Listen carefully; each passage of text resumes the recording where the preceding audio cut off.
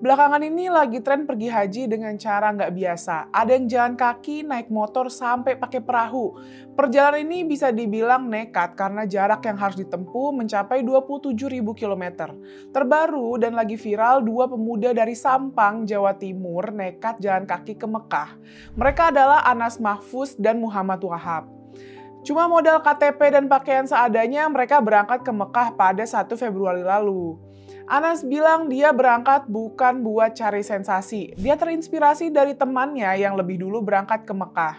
Tujuan kami bukan sekedar ibadah ke tanah suci, tapi juga pengen nunjukin kalau sesuatu nggak melulu soal uang, katanya. Mereka orang Sampang pertama yang jalan kaki ke Mekah. Mereka minta didoakan biar perjalanan lancar dan dijauhkan dari hambatan. Maklum, perjalanan ke Mekah jalan kaki bisa makan waktu berbulan-bulan bahkan tahunan.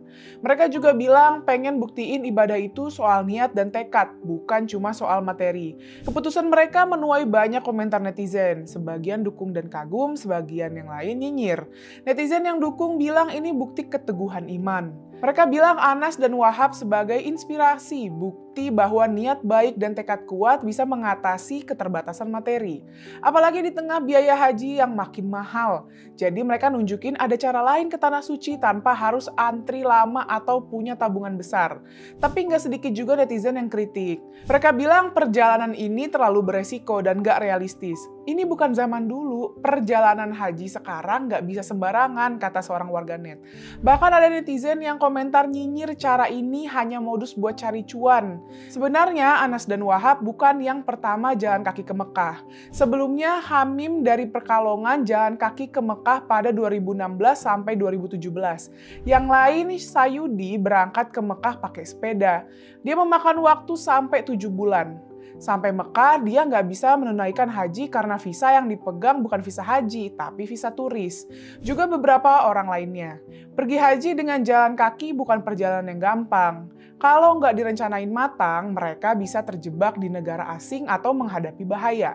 Apa yang mereka lakukan mungkin kelihatan heroik. Tapi bagi yang terpikir ingin melakukan hal yang sama perlu mempertimbangkan banyak hal. Pertama, perjalanan lintas negara itu bukan cuma soal niat.